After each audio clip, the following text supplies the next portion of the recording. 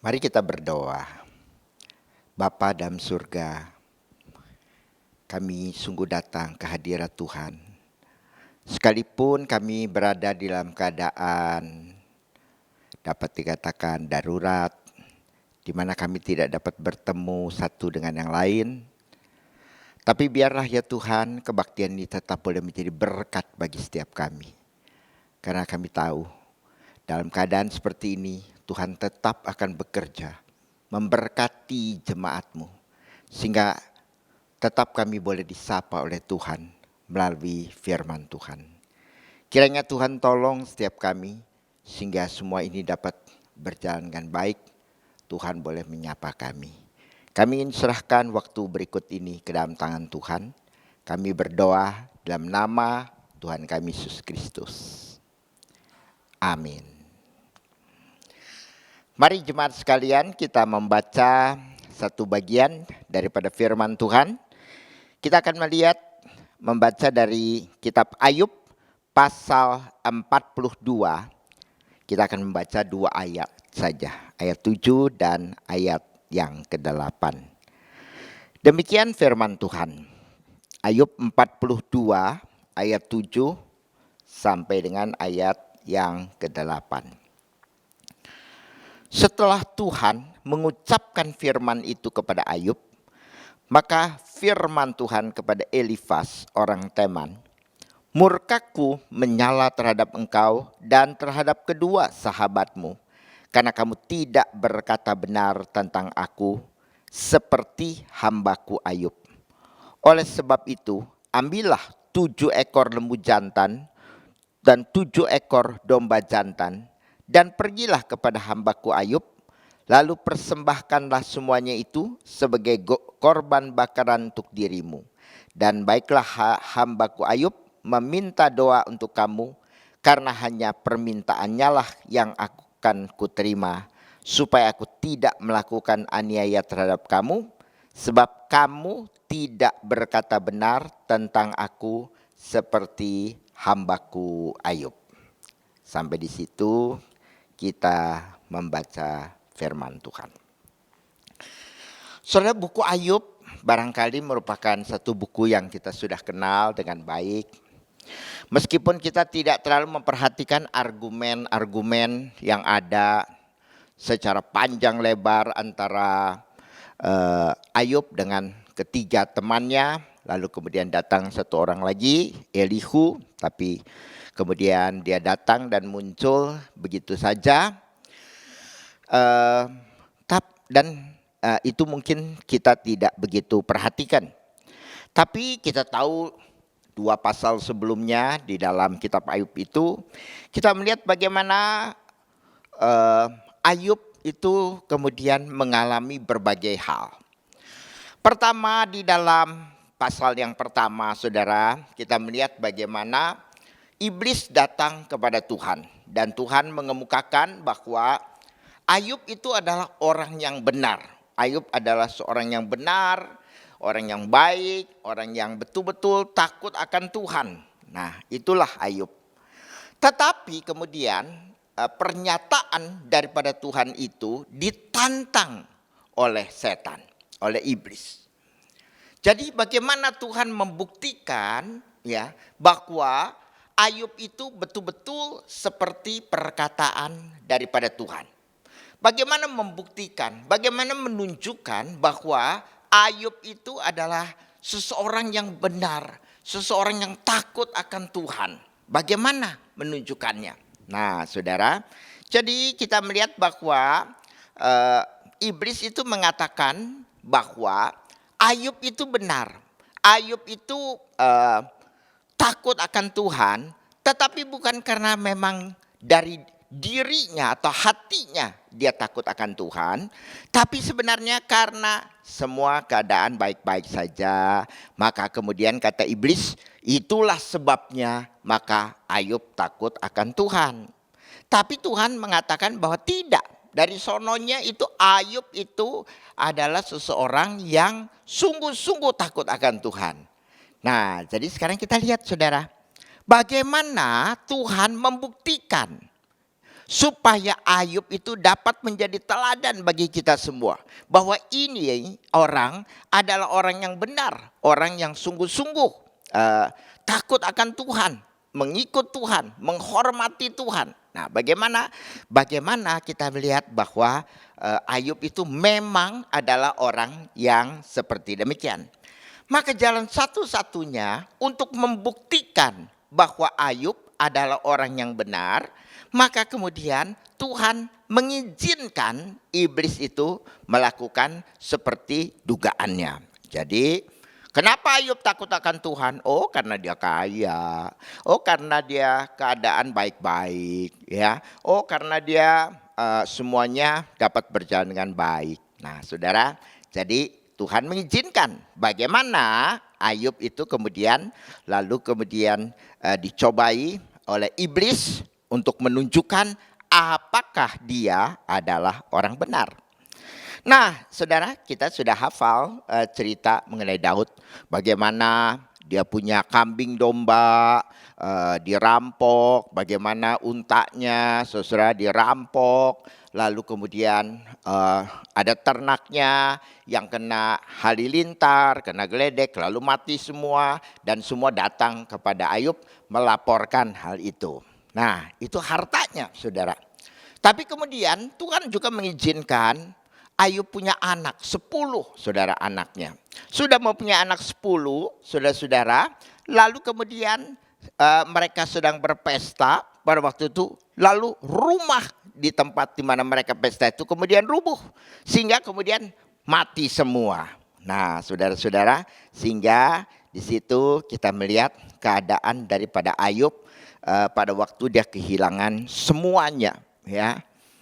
Saudara, pada waktu kita kecil, ya, mungkin kalau anak-anak muda sih enggak kali ya, yang angkatan saya lah ya, yang sudah agak berusia begitu, agak berumur.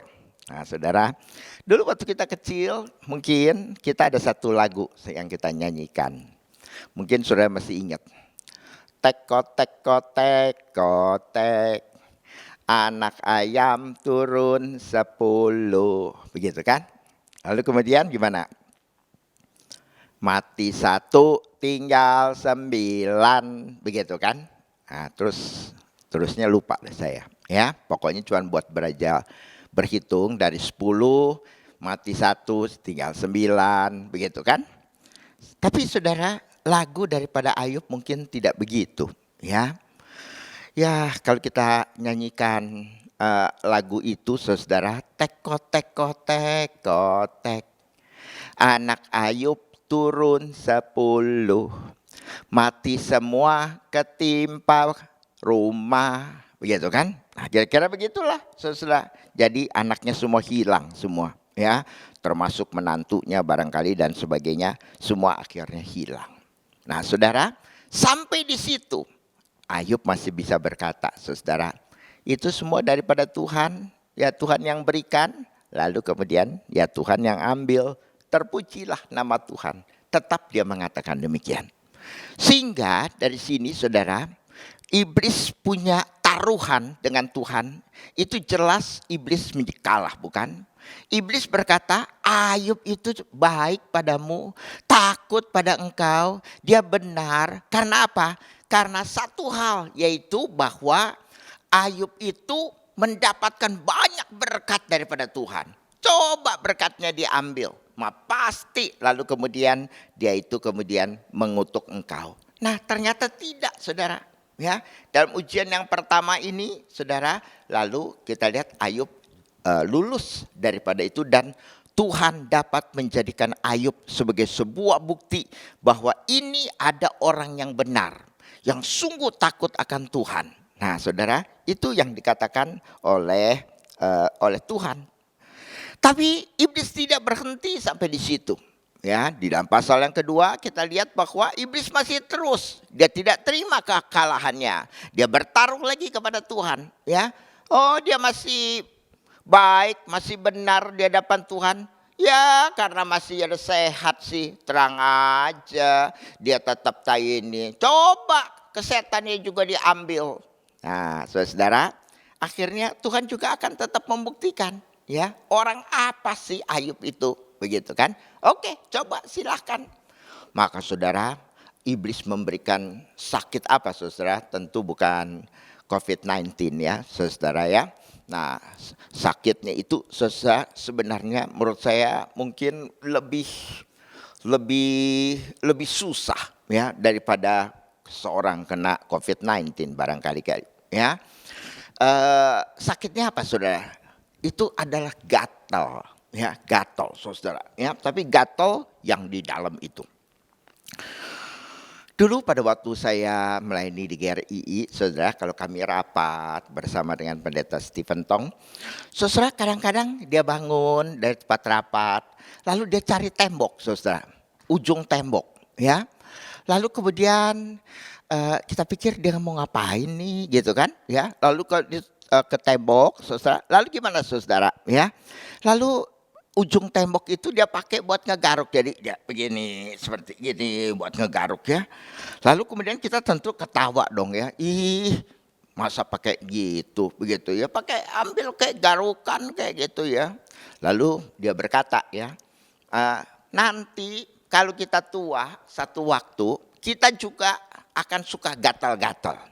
Nah betul juga apa yang dia katakan saudara, sekarang saya tua nih, sekarang giliran saya gatal. Nah saudara, kalau gatal itu saudara, itu sengaja lagi kali ya, gatalnya itu di tempat saudara yang sulit untuk digaruk gitu. Jadi tidak sampai dari sini, tidak sampai dari atas, tidak sampai begitu kan ya.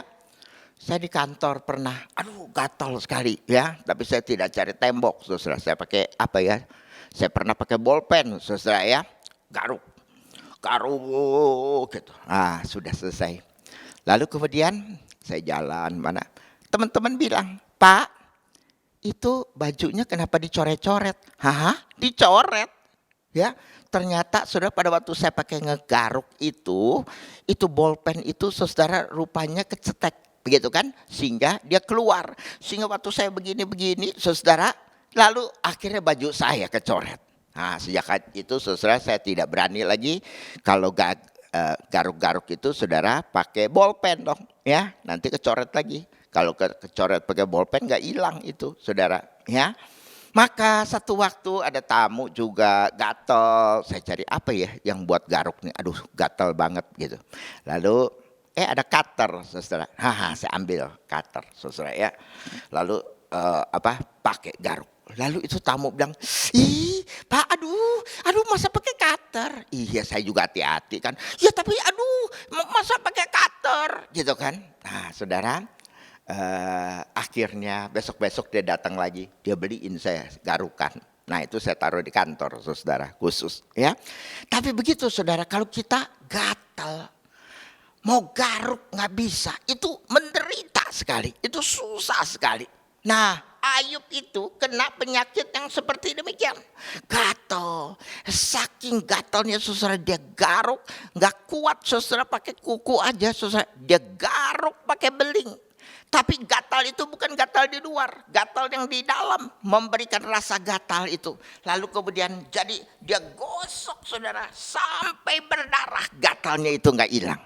Nah saudara bisa bayangkan betapa sakitnya, betapa menderitanya Ayub itu. Nah saudara, lalu iblis menaruh kata, jadi Ayub saudara hartanya hilang, anaknya hilang semua, 10-10-nya anaknya meninggal ya. Lalu kemudian sekarang kesehatannya pun saudara diambil oleh iblis. Lalu kemudian saudara cuma satu nggak diambil sama iblis saudara untuk menambah penderitaan Ayub, yaitu apa? Istri Ayub saudara. Istrinya justru sengaja ditinggal saudara oleh iblis. Karena apa? Rupanya istrinya ini memang saudara ternyata tidak takut akan Tuhan. Dia itu mungkin lebih ikut iblis. Maka iblis menaruh perkataannya di dalam mulut daripada istri Ayub. Toh masih taat sama Tuhan, masih mau sama Tuhan, masih takut sama Tuhan. Dia bikin lu kayak begini, kutuk kutuk itu Tuhan. Habis itu mati aja deh lo. Begitu kan? Itu perkataan daripada iblis yang sangat tepat, saudara. Keadaan daripada Ayub, kesehatan, lalu kemudian hartanya habis. Dari orang terkaya pada waktu itu di timur, dikatakan dalam kitab Ayub, saudara. Lalu kemudian apa? Lalu kemudian dia menjadi orang yang begitu miskin. Lalu kemudian bukan saja miskin, tapi kesehatannya pun diambil. Nah saudara, maka iblis menaruh perkataannya ke dalam mulut daripada istri Ayub. Kutuk itu Tuhan. Habis itu mati aja deh lo. Begitu. Nah saudara-saudara, kita lihat itulah keadaan daripada Ayub. Itulah keadaan yang dialami oleh Ayub pada saat itu. Nah, kitab Ayub mau menunjukkan apa? Mau sekedar menunjukkan bahwa Ayub itu tetap beriman kepada Tuhan. Saudara, ada satu hal, kalau kita lihat di dalam ayat 7 dan ayat 8 tadi, ada satu hal menjadi pertanyaan di dalam kitab Ayub itu. Sebenarnya yang dipertanyakan di dalam kitab Ayub ini apa? Sebenarnya adalah di dalam sebuah situasi yang seperti demikian, seperti Ayub ngalamin. Di dalam situasi yang seperti benar, seperti demikian, apa yang kita katakan tentang Tuhan? Itulah inti daripada kitab Ayub. Apa yang kita katakan tentang Tuhan di dalam sebuah situasi seperti yang dialami oleh Ayub. Dan ayat 7 dan ayat 8 ini kemudian menunjukkan saudara bagaimana jawabannya daripada hal itu. Apa yang Ayub katakan? The saying of God, saudara. The speaking of God, saudara. Berbicara tentang Tuhan. Dan bagaimana saudara Ayub berbicara tentang Tuhan di dalam situasi yang seperti demikian. Nah saudara, jelas sekali Tuhan kemudian memberikan pernyataannya bukan? Di dalam ayat 7. Pada waktu dia marah saudara kepada Elifas dan dua temannya yang lain. Dan Tuhan akan menghukum dia. Sebab apa? Sebab di situ Tuhan mengatakan, kamu tidak berkata benar tentang aku seperti hambaku Ayub. Itulah saudara inti daripada kitab Ayub. Di dalam sebuah situasi, di dalam sebuah penderitaan yang seperti demikian, Ayub itu bicara apa? Ayub itu bicara apa tentang Tuhan? Nah saudara, apa yang dia bicarakan tentang Tuhan? Istri Ayub mengatakan, kutuk itu Tuhan. Habis itu lu mati aja deh. Begitu kan? Nah itulah yang diharapkan oleh iblis. Bahwa Ayub itu seperti demikian. Mengutuki Tuhan untuk keadaan yang dia alami. Nah persoalannya begini saudara. Teman-teman Ayub mempunyai teorinya. Teman Ayub bagaimana teorinya saudara? Dia mengatakan gini. Penderitaan itu, kesulitan, masalah yang dihadapi oleh Ayub itu disebabkan oleh karena dosa. Jadi saudara, karena Ayub mengalami hal seperti ini, maka kemudian itu berarti maka Ayub itu berdosa. Misalnya pakai logika lah ya. Jika X maka Y. Dalam logika gitu. Jika X maka Y. Ternyata X maka Y terjadi kan. Nah sama logika daripada teman-teman Ayub itu adalah begini. Jika Ayub mengalami hal ini, masalah-masalah semua situasi, keadaan, kondisi yang Ayub alami, semua ini adalah karena dosa. Penderitaan adalah karena dosa. Ayub menderita, maka kesimpulan Ayub berdosa. Itulah logika daripada teman-teman daripada Ayub kan. Ya. Jadi saudara, mereka terus mendorong Ayub itu supaya dia mengaku salah, supaya dia melihat kekurangannya, kesalahannya, dosa-dosanya dan sebagainya. Tapi Ayub berkeras di hadapan teman-temannya bahwa dia tidak berdosa.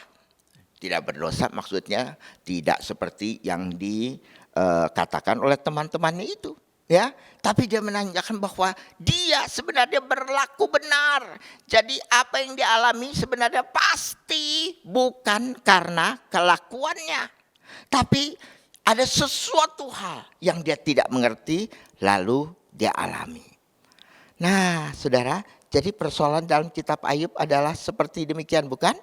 Dan yang mau ditunjukkan di dalam kitab Ayub itu adalah apa yang dikatakan oleh Ayub tentang Tuhan pada saat dia mengalami situasi yang seperti demikian. Itulah kitab Ayub, ya.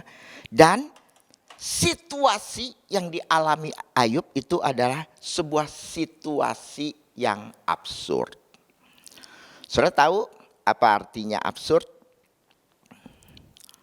Absurd itu, saudara, kalau kita perhatikan atau kalau kita melihat daripada kamus, saudara, absurd itu dalam bahasa Inggris itu kan, ya, di dalam kamus itu artinya wildly unreasonable, tidak beralasan sama sekali, illogical, tidak logis, atau inappropriate, tidak pantas. Nah, jadi situasi yang Ayub alami itu adalah situasi yang absurd.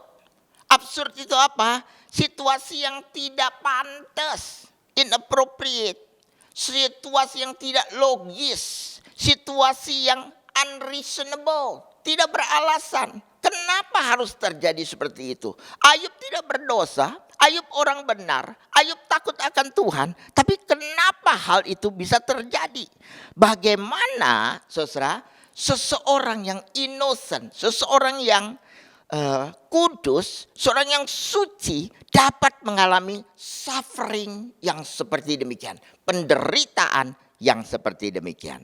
Nah, itulah yang ditunjukkan saudara oleh peristiwa daripada Ayub, ya, daripada peristiwa Ayub nih. Jadi di dalam sebuah keadaan yang absurd itu.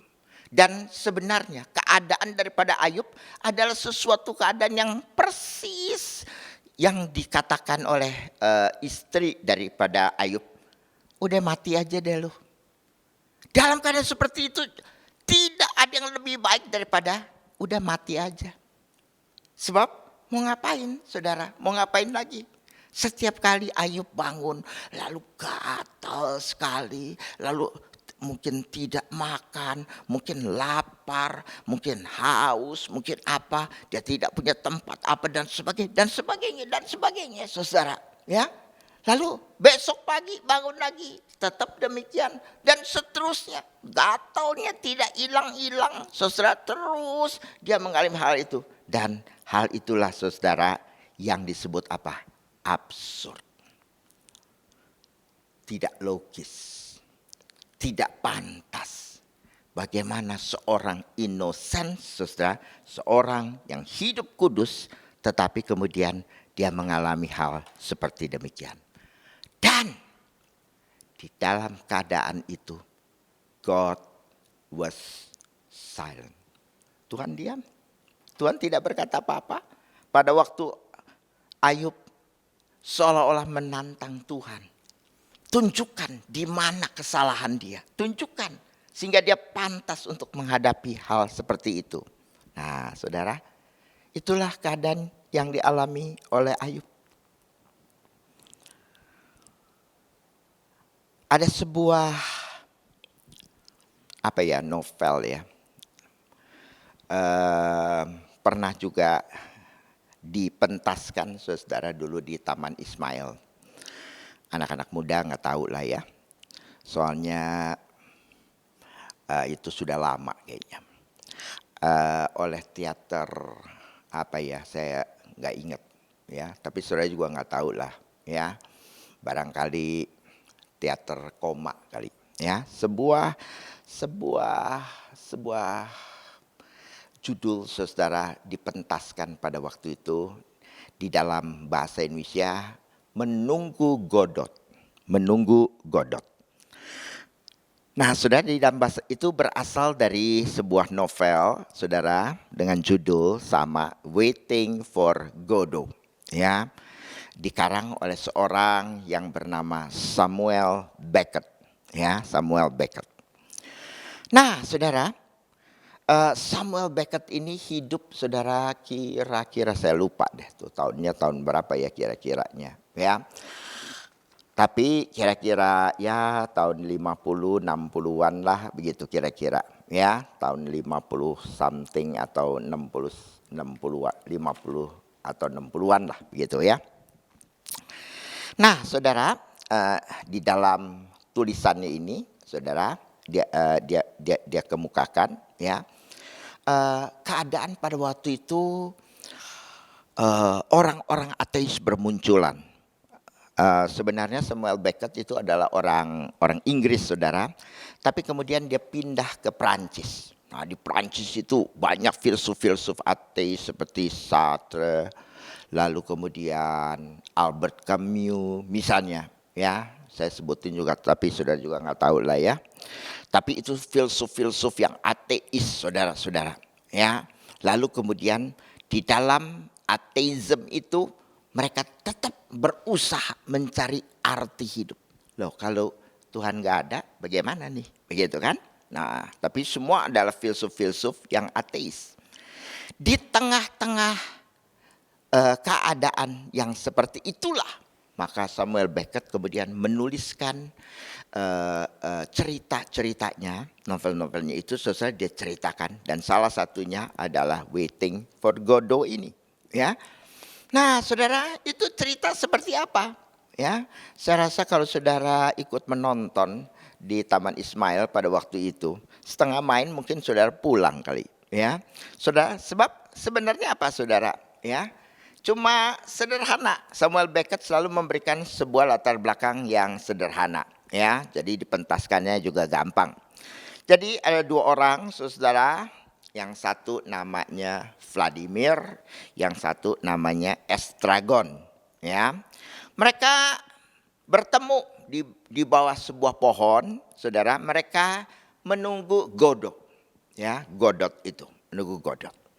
Ada beberapa penafsir yang mengatakan Godot itu sebenarnya God atau Tuhan, ya. Tapi ada yang bilang enggak, yang lain begitu, ya. Tapi saya merasa tetap Samuel Beckett itu menunjuk kepada Tuhan, ya. Nah, saudara, jadi ceritanya dia menunggu Tuhan, menunggu, waiting for Godot, ya. Nah, saudara, lalu dia ngomong ngalor ngidul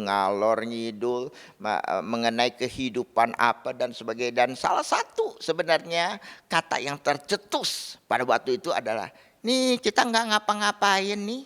Kita cuma kerjanya ketemu, kita ngobrol yang nggak ada artinya, nggak ada maksudnya, nggak ada ininya. Lalu kemudian setelah itu Godotnya tidak datang, ya.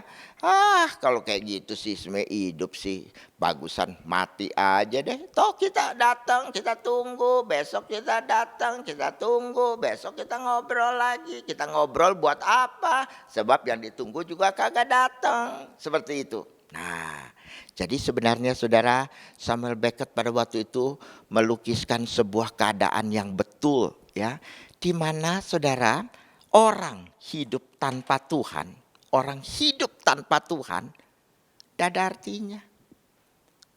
Apa yang mau ditunggu? Hari ini ngobrolan yang tidak perlu, tidak penting, tidak bermakna. Habis itu kemudian bagaimana? Habis itu ya besok bangun pagi ya terus lakukan lagi, terus lakukan lagi, terus lakukan lagi, dan tidak ada makna karena Tuhan tidak ada, bukan? Jadi buat apa semuanya itu? Nah, sebenarnya itu yang dikemukakan oleh mereka. Ya, sebenarnya hidup seperti ini sama aja, mati aja, begitu. Lalu datang saudara seseorang, dia punya pembantu, ya, mempunyai budak lah begitu kira-kira, ya. Namanya Poso, sedangkan budaknya itu bernama Laki, ya. Nah, barangkali saudara, ya, yang paling berbahagia di dalam tokoh-tokoh yang ada di dalam novel ini, saudara, yang paling berbahagia itu justru adalah Luki itu, ya. Sebab apa? Sebab dia cuma menjalankan perintah daripada tuannya. Karena apa? Karena dia budak. Laki kamu ini, lalu dia kerjakan. Laki kamu ini, ya lalu dia kerjakan. Begitu kan? Nah, cuma seperti demikian. Sehingga sengaja Samuel Beckett memberikan nama untuk budak itu Laki. Karena barangkali justru yang paling berbahagia adalah dia. Karena apa? Di dalam kehidupannya itu, saudara, masih ada meaning. Yaitu apa? Dia mengerjakan apa yang disuruh oleh tuannya itu. Dan itu yang dia kerjakan, ya. Nah, saudara, lalu ngobrol-ngobrol sebentar dengan Poso tadi, lalu dengan budaknya Luki itu, lalu kemudian akhirnya Posonya pergi meninggalkan dengan budaknya. Setelah itu sampai sore, lalu ada datang anak kecil, tidak disebutkan namanya, saudara, pokoknya anak kecil, lalu kemudian berseru dan berkata, kamu orang mau ngapain? Tunggu Godot ya? Nggak ada. Godot tidak datang. Ya, datangnya besok. Oh begitu. Oh ya sudah. Begitu kan. Penantian mereka hari itu adalah penantian yang sia-sia. Penantian yang sia-sia. Nah saudara, Godot tidak datang. Apa yang dilakukan oleh Vladimir dan Estragon? Ya tidak lakukan apa-apa, saudara. Dia tetap aja tunggu di situ. Habis mau apa lagi? Ya, kerjaan mereka cuma satu, tunggu Godot itu. Nah, tapi dia tidak datang katanya. Ya sudah, besok. Ya sudah besok. Saya pulang nggak ada artinya. Saya tetap di situ juga nggak ada artinya. Maka lalu kemudian mereka tetap di situ. Lalu layar tutup. Nah, itu yang pertama. Yang kedua tetap sama, saudara. Scene-nya tetap sama di bawah pohon. Vladimir Estragon ngomong sana sini, nggak nyambung, nggak apa dan sebagainya, ya. Lalu kemudian datang lagi si Poso itu, tapi dia sekarang buta, ya. Lalu kemudian Luki itu datang juga, tapi bisu, saudara, ya. Nah, tapi Poso juga tidak ingat. Mereka itu sebenarnya ketemu, kita kan ketemu kan kemarin. Tapi dia sudah tidak ingat apa-apa. Ya. Nah lalu kemudian anak itu datang pada sore hari. Datang lagi. Godot tidak datang katanya kan. Loh kamu bilang besok. Enggak, saya nggak bilang. Saya nggak datang kemarin. Kata itu anak. Ya. Nah saudara, saya nggak datang. Saya nggak ngomong sama kamu. Saya nggak ketemu kamu. Siapa bilang? Saya bilang besok, enggak, saya baru datang hari ini. Dia tidak mengakui, saudara. Ya, nah, saudara, itulah apa yang dikemukakan oleh Samuel Beckett, menunggu Godot. Kesimpulannya sebenarnya yang dia mau sampaikan apa? Seseorang kalau tidak ada Tuhan, apa yang dikerjakan di dalam kehidupan semuanya tidak ada arti. Dan itu dikemukakan saudara dalam keadaan yang absurd. Itulah yang dikemukakan oleh Samuel Beckett. Kalau tidak ada Tuhan, maka situasi yang kamu hadapi adalah situasi yang absurd. Situasi yang inappropriate sebenarnya. Dan dalam situasi yang seperti itu, ya mati aja dulu. Begitu. Nah itu sesuatu jawaban yang pasti saudara. Ya. Nah itulah sesuatu menunggu ya. Vladimir dan Estragon itu saudara menunggu, waiting saudara. Dan Godot di situ saudara barangkali apa? Primarily saudara paling utama kali adalah about hope saudara. Mengenai harapan. Godot itu kalau datang dia memberikan sebuah harapan. Maka seseorang hanya dapat hidup saudara di dalam situasi yang absurd. Apalagi seperti Ayub saudara. Adalah bila dia mempunyai hope.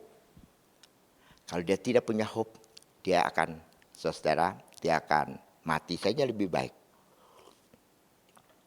Nah, saudara, jadi dalam sebuah keadaan yang absurd, saudara. Cuma satu, saudara. Cuma satu, yaitu apa? Ada hope.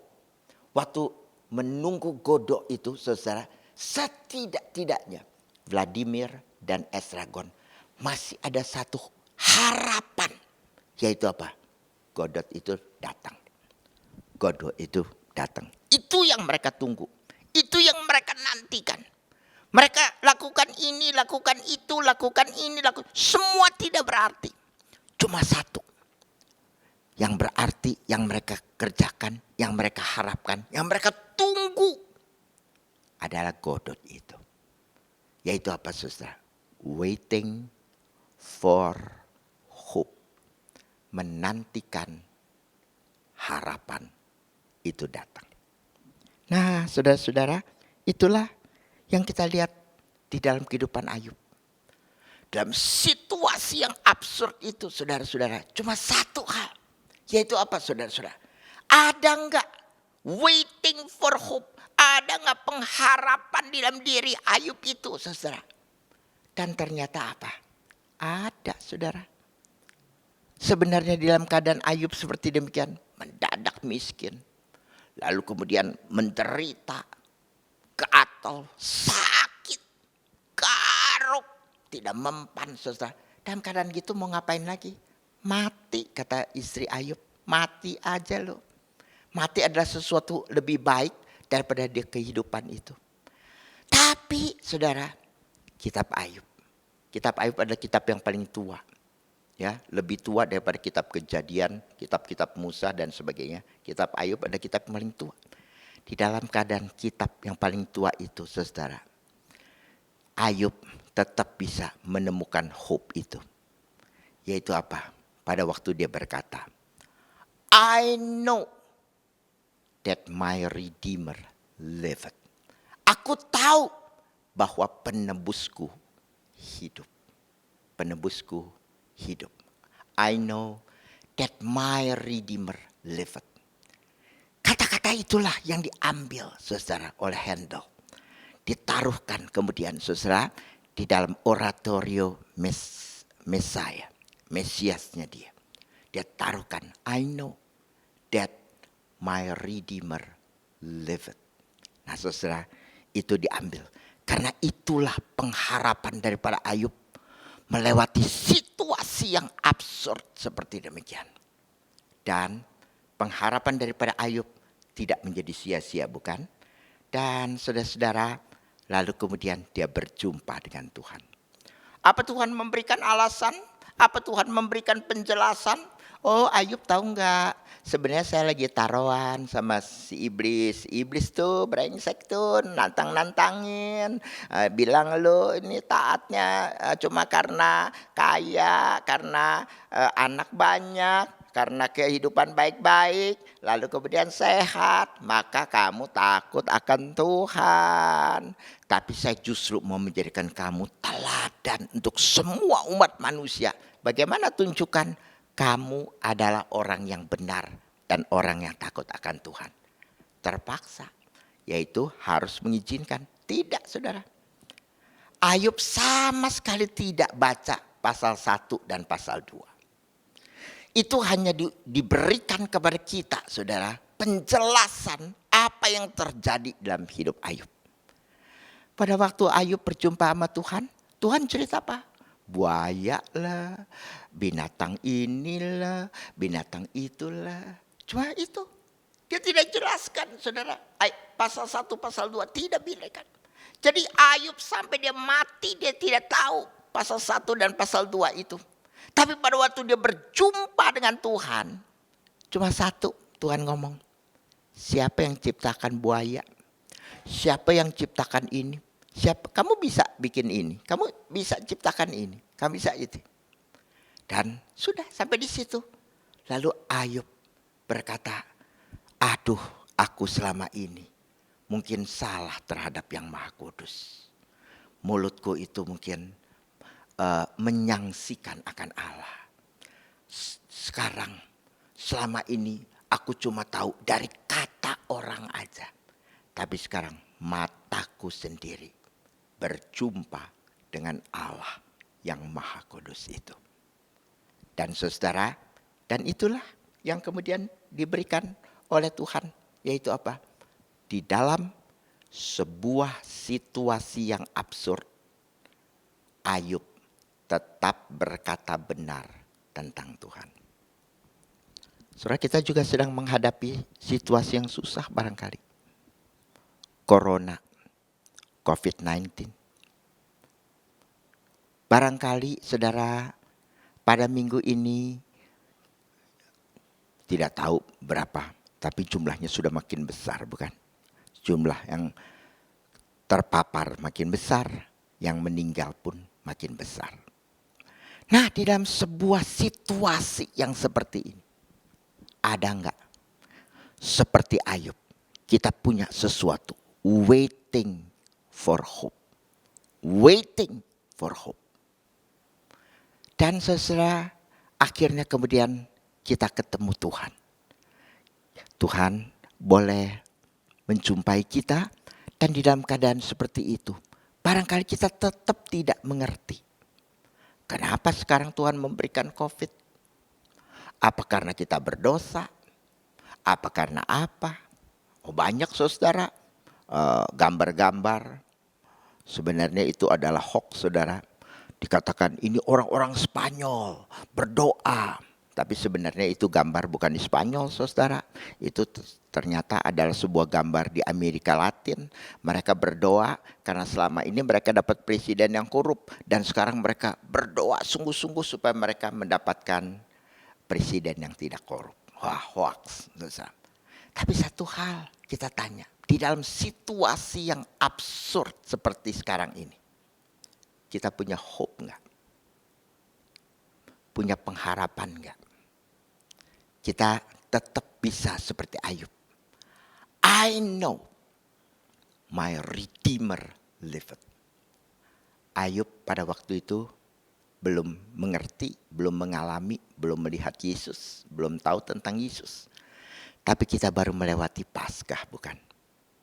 Dan kita tahu dengan pasti apa yang dikatakan oleh Ayub. I know my Redeemer liveth. Kita taruh pengharapan kita pada penebus kita enggak? Kita taruh pengharapan kita pada Tuhan Yesus atau enggak? Kita taruh pengharapan kita pada Tuhan atau enggak? Mari kita berdoa.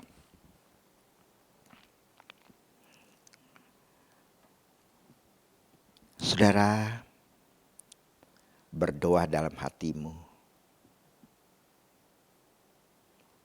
Mungkin kita juga menghadapi situasi yang absurd. Yang kita tidak mengerti.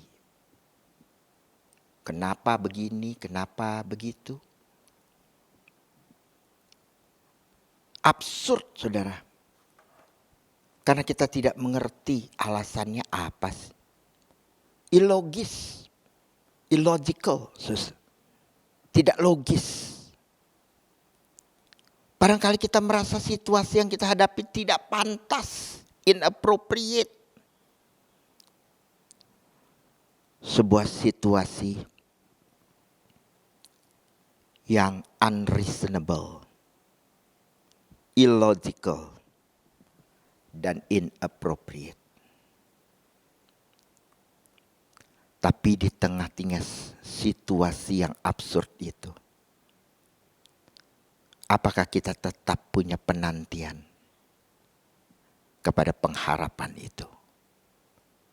Seperti Ayub berkata dalam pengharapannya, I know my Redeemer liveth. Aku tahu bahwa penebusku hidup. Saudara, di mana pengharapanmu engkau taruh? Bila engkau tidak menaruh pada Tuhan, maka seperti hidup Vladimir Estragon, hidup kita adalah hidup yang tidak berarti. Jalankan ini, jalankan itu, tidak ada artinya. Tapi pada waktu kita punya hope, kita tahu pengharapan kita ada pada Tuhan. Tuhan yang tidak pernah mengecewakan kita. Sekalipun kita tidak mengerti. Berdoa dalam hati kita masing-masing.